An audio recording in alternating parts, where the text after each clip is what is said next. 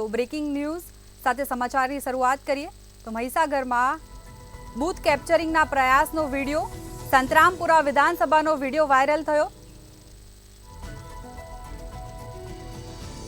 Collector Neha કુમારીની સીધી વાતચીત, મંતવ્ય ન્યૂઝે કલેક્ટર સાથે કરી ટેલિફોનિક વાતચીત।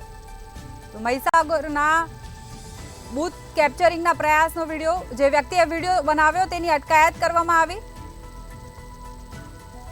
બૂથમાં હાજર તમામ સ્ટાફને અપાઈ નોટિસ।